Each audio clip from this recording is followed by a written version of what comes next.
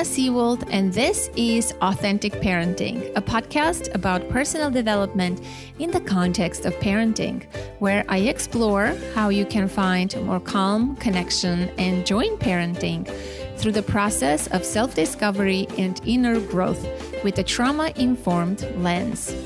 I'm a parent educator, and my mission is to help children by helping parents. The motto of this podcast is raising our children, growing ourselves.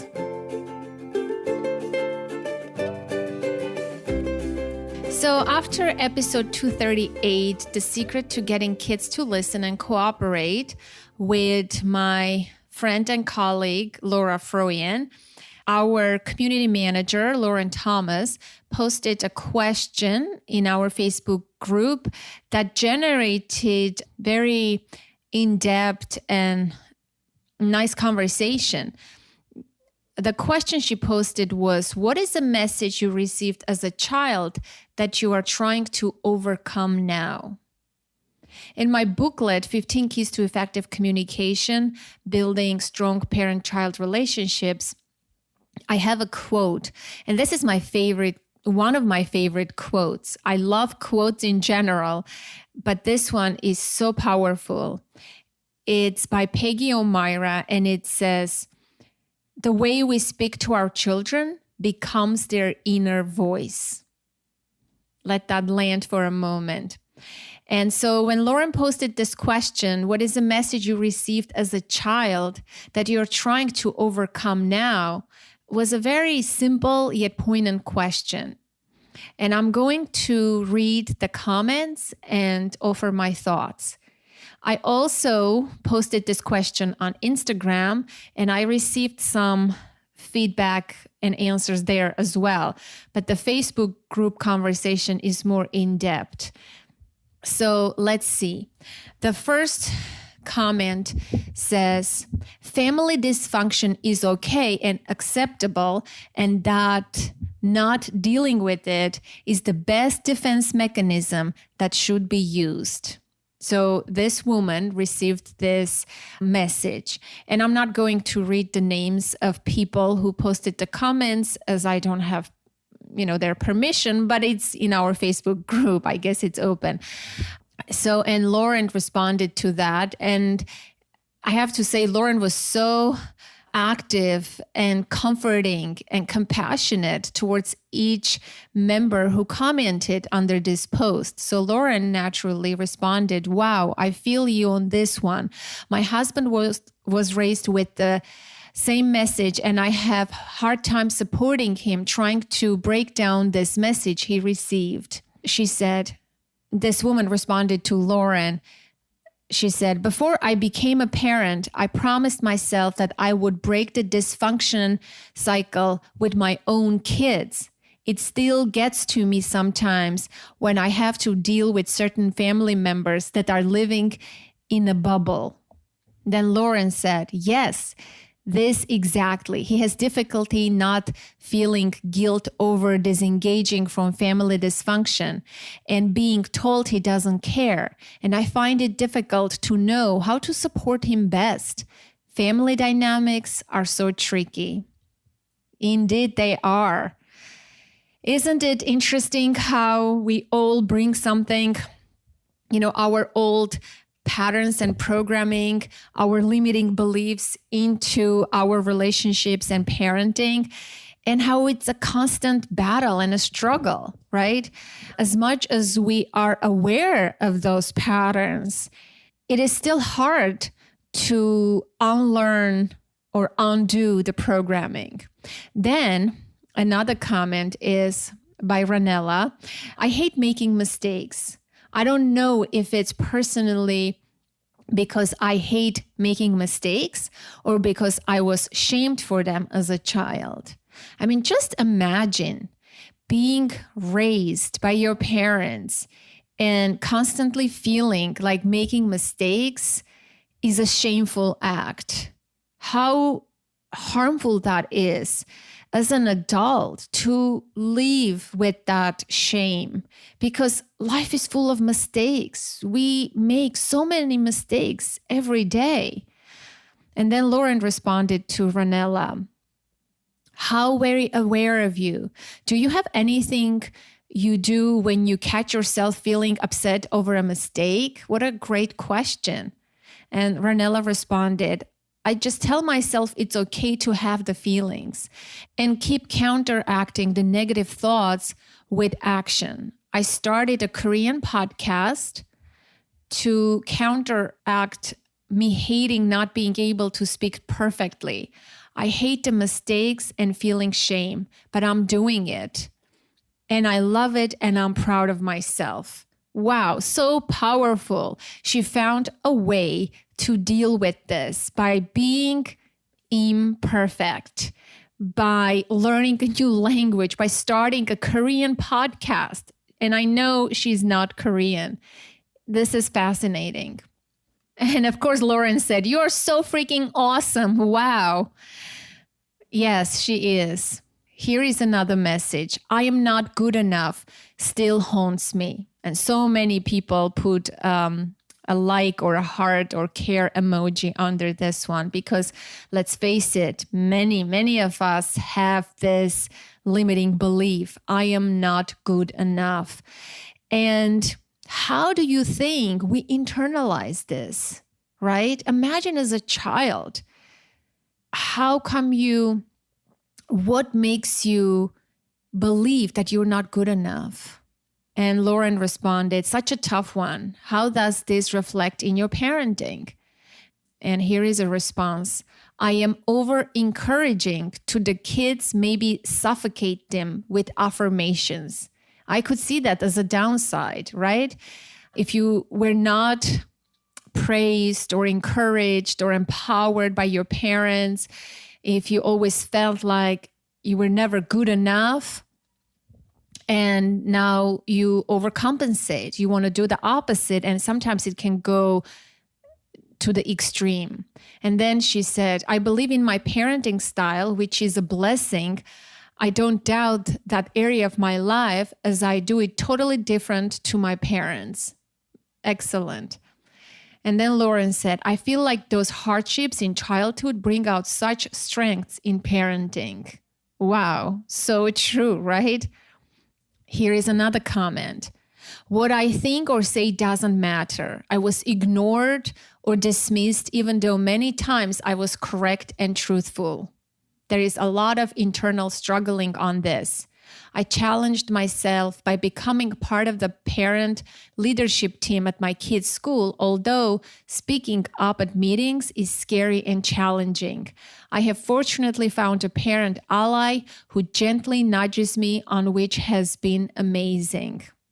I also love how this woman found an outlet to challenge herself and to make herself grow, even though it's not easy. Here is another common one. You have to finish what's on your plate. I have not overcome it, but have, quote unquote, trained my children otherwise. Well, good for you. And Lauren, of course, said, love that you are breaking the cycle. It must feel good to break the cycle. I guess it's also an act of rebellion, right? Here is another one. That I or my opinion doesn't matter. This is also another common one. And of course, Lauren said, that's tough. Your opinion totally matters here and we welcome you. Here is another one. Bedtime was not that important and no structure at going to bed at a decent time. Here, I interfered and I asked, how was your experience as a child and how do you do bedtime with your kids? Because I'm curious, how does this experience translate into her parenting? As someone who works with parents, I often see when parents come from an extreme overprotective, I often see when parents come from, let's say, controlling, authoritarian type of background, they tend to go to the other extreme and be lax, permissive, sometimes even overly permissive because, they don't know how the middle works. They vacillate, right? They go to the other extreme. They don't vacillate. They go to the other extreme. And the opposite is true too. When you come from a very permissive, no structure, no rules sort of household, how does that translate into your adulthood, right?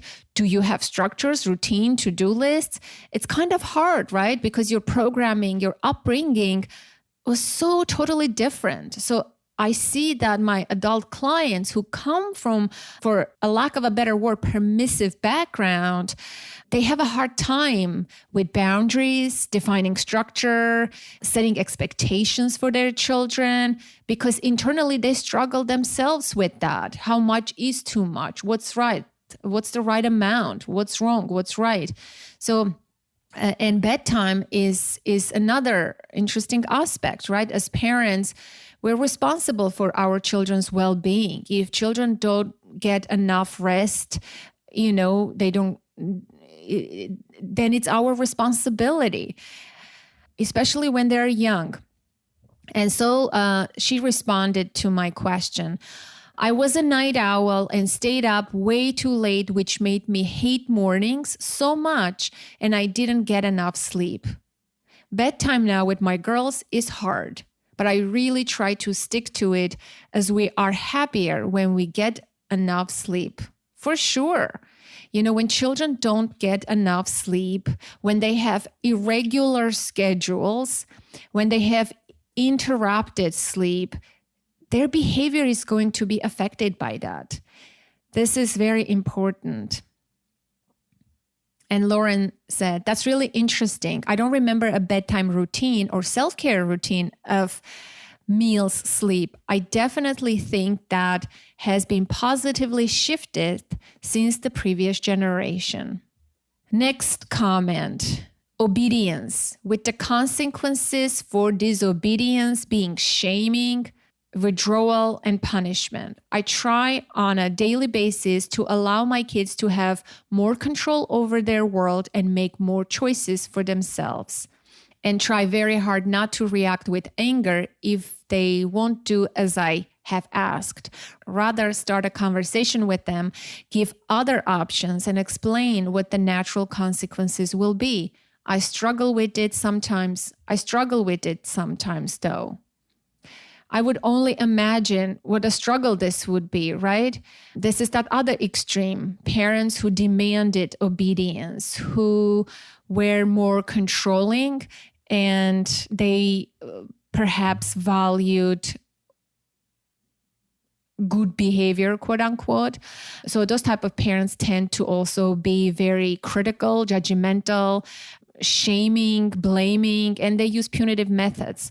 So imagine how hard this woman has to work to undo that in order to be a more conscious, peaceful, present parent today. And she says, I struggle with it sometimes, though. I can only imagine. Kudos to you for the hard work of changing belief patterns. A comment from Lauren. Here is another one. To be quiet. Wow. Lauren asked, I'm curious for more to this. How do you find yourself to be as an adult now? And how do your children express themselves? How does that make you feel? Unfortunately, she didn't respond, but I can only imagine, right? If you were told to be quiet, then, how do you define, how do you find your voice and speak up for your rights, for yourself or for others? Here is another common one. Be a good little girl. And she added, no thanks. Yes, I agree with that. Here is another one. It's not a big deal. You're just so sensitive. Ooh, this is so common. I would love to know what limiting beliefs you have or what messages you have received throughout your childhood. Let's add to the conversation. To this one, it's not a big deal. You're just so sensitive. Lauren responded, Sending you hugs. I heard many people saying things of this nature tonight at our dance photo day. Many parents, we're so unconscious sometimes. We just are so used to just automatically saying, you're just so sensitive. I'm guilty of this, not towards my child. I have used this towards my friend. And it's not good. It's offensive, it's demeaning, it's very critical, it's very dismissive. We have to change those patterns. Here is another comment. There must be something with anger, and I can't quite put my finger on anything specific other than probably just being told it's not okay to show anger, act angry, be angry. I've always felt that feeling angry is a very bad thing. And I don't know how to handle other people's anger. When someone reacts with anger, even rightfully so, or even not directed at me, it makes me withdraw or I just turn off. When my 4-year-old acts out in anger, it triggers me. I feel like she's been disrespectful and I want to tell her to stop acting that way. I go stern mom, and the only recourse I can think of is go sit on your bed till you're feeling better. Definitely not cool, collected, and open to hearing her out. I recently had to look at what is an appropriate way to express anger because I realized I was saying it's okay to be angry, but you can't act this way. But I had no alternative to offer. How do you express anger? Even being direct about it is difficult for me. I think I have settled on just stating what's happening. I am feeling angry because X. I expect you to do Y if that's appropriate. I want to model that for my 2-year-old. That's something for the 4-year-old. I want her to talk that way or even to tell me what I'm doing that's making her angry. This is so, so important. And I'm so proud of my community members. I mean, it takes courage to be so open and honest and share in an open forum such vulnerable personal stuff. How do we deal with anger? What's the message that you received about anger? And how do you cope with anger today? A very fantastic book that was suggested by one of our community members, by Justin. It's called Anger, Cooling the Flames by Thich Nhat Hanh. I just finished reading it. I'm actually rereading it the second time. It's that great. And that was the book in our book club, in our Facebook group. But we haven't touched base, to see who finished the book and what the takeaways were. But that's a fantastic book if you want to look at anger differently. So that's a recommendation I would make. And also we have done an episode on anger. It's titled Anger with Russell Coles. He also has a fantastic book. And we have done an entire emotion series on the podcast a couple of years ago. So I would highly recommend either re-listening to those episodes or if you're a new listener to check them out. Here is another one. You're not worthy. Ouch. Here, and Lauren asks, what steps have you taken to break down this message you have received? I think many of us deep down feel this unworthiness. And that episode that I did with Laura, how to get kids to listen and respond, we talked about this phenomenon a little bit. Here is a response. She said, to be honest, drawing to my fate. My worth in Christ is valuable. He sees my value. Taking this message over the one received from my own mother. The more I open my eyes to see that I have other abilities than those expected of me as a child, the more I started to see my worth and that I am wonderfully made. Here is another message. Love is conditional. My husband and I had very different upbringings, and I'm so grateful I have his family. They are my family. Our twin sons are almost 20, and our youngest is 17, and I make sure I tell them I love them every day, probably too much. LOL. But I haven't heard it in over 20 years from my mom, so I want it to be better. Wow. Let that sink in for a moment. It must be painful, right? Not to hear this from your parent. But for me, it's not much about the words per se, hearing the I love you, I love you, I love you. It's about the act. It's about the feeling that I am loved. I just want to make that distinction. It's one thing when the parent or someone says, I love you. It's another how I experience that love. I think that's what matters to me. You can say what you want, but unless I'm experiencing on this end, then it's not valuable, right? So I often ask my clients to pose a question to their children. How do you know that mommy loves you? How do you know that daddy loves you? Right? And our children are so wise, insightful, playful, and at every age, they will respond to that question differently. Ask that question to your children today, and I would be so curious to hear how they respond. To that message, Lauren responded, oh my gosh, Denise, I feel this so deeply. I'm crying. What love your kids are getting from you. What love they're getting from you. And Denise responded, thank you. I don't know how some mothers don't or can't show unconditional love to their children.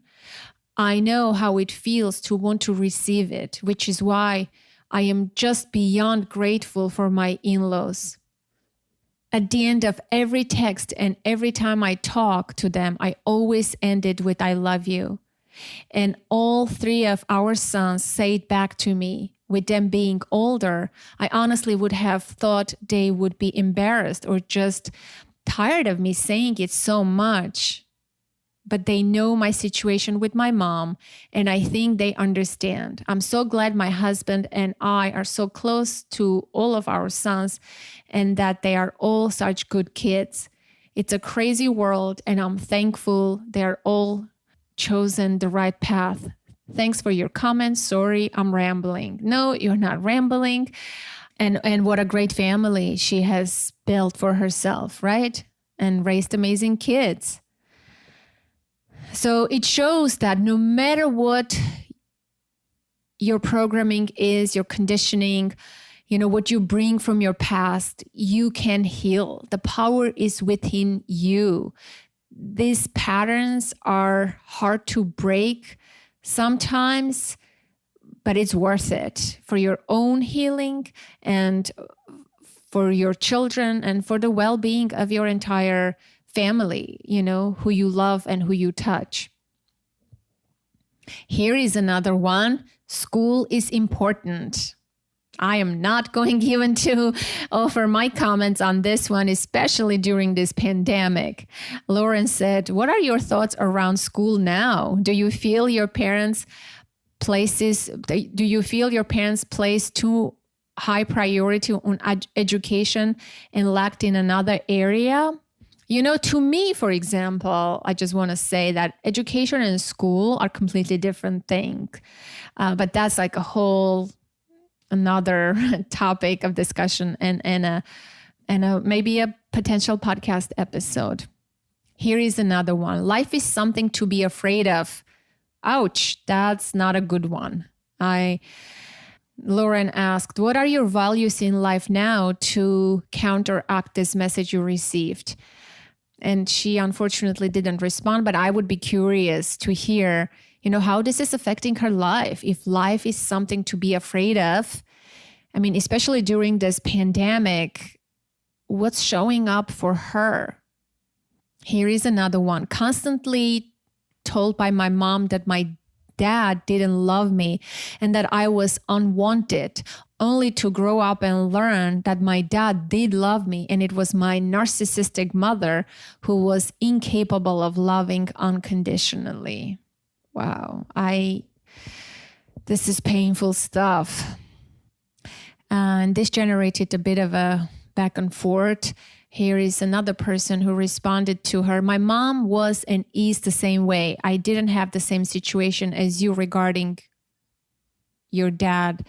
My parents were married till he passed a couple of years ago, but boy, did I realize after he was gone that he was truly the glue that held her together with her mental health.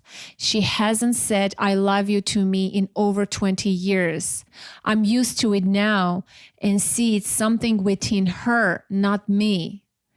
I actually just commented something similar above. I'm sorry you went through this, but it's good you see it was her issue, not yours or your father's. And people also said you're not alone. Yeah, this is hard stuff, right? I think this is one of the worst things that parents can say to their children, that, you know, you were not meant to be born, you were not planned, or the worst, you were unwanted. It's just so harmful. You know, talk about shame and unworthiness. Imagine what that person has to go through in life just to heal from that. Here is another one. Told I was vague and lived in a fairy world. I became that because I was told that so much. It took a beautiful friend at the university, age 19, to say that I am the best vague person she knows for me to realize it was untrue. Also being shy or told to speak up. I did a cathartic art performance about that. So liberating. It's so interesting how people find healing avenues. Cathartic art performance. I strongly believe in art as a healing medium. Dance, art, movement, theater. So this is great. And here is a comment from Justin. Although I know better today, I still feel the hurt at times from my older brothers telling me I was adopted. Because I have certain bodily features they don't have. As a kid, they were very convincing. I have some mental and emotional residue from that. Wow. You know, siblings can be mean. Siblings can say those kind of things, pretending or not even knowing that it can hurt other people, you know, in a matter of joking. But see how it can affect someone and have mental and emotional residue. You know, again, it ties in with the shame and unworthiness. And, you know, it's really interesting how the messages that we received impact how we view ourselves, how we do relationships, how we parent. And it's just fascinating to me what people do to overcome and undo and break through those conditions and patterns and change the narrative or create new stories for themselves and new messages. It's really powerful. I believe in the human potential and resiliency. And now I want to read a few from Instagram because they were a little different. Again, to the question, what is a message you received as a child that you are trying to overcome now? This person said, your opinion doesn't matter, shouldn't be given, heard. Next one is, I wasn't quote unquote good enough the way I was. Another one, you must be nice and smiling all the time because you're a girl. Oh, so many gender related ones. Here is another one, gender related. As a girl, receiving the message to be quote unquote ladylike and quiet when I was loud or bold. Here is another one. Don't act too intelligent. Dumb yourself down so that others don't feel bad. And this is also written by a woman. Here is another one. You are only worthy of love if you do what makes me happy and puts me at ease.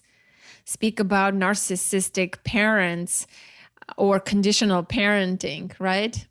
Here is another one. You can't do this. Or boys don't like fat girls. Wow, body shaming. Another one. That I'm not worthy of love, affection, or treated with self-respect if I didn't make them happy. Again, speak about unconditional and conditional love, right? If this is the message that you receive, that when you make your parent happy, then you will be worthy of love. You know, how do you translate that into loving your children unconditionally? You know, where do you see roadblocks? Where do you see your own trauma, and how is it impacting you today? And so that concludes the conversation around this question. What is the message you received as a child that you are trying to overcome now? And I would love to invite you to join our Facebook community. It's a very supportive, loving, tight-knit space.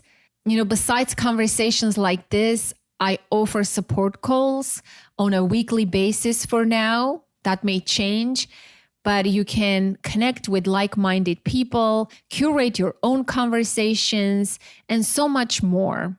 I would love to hear from you. What is a message that you received as a child that you are trying to overcome today? Send me a note at info@authenticparenting.com, or better, leave me a voicemail. Pick up that phone right now and call the number 732-763-2576. And as always, connect to the present moment, to yourself and your children. Until next week, I am Anna Seawold. Thank you so much for listening.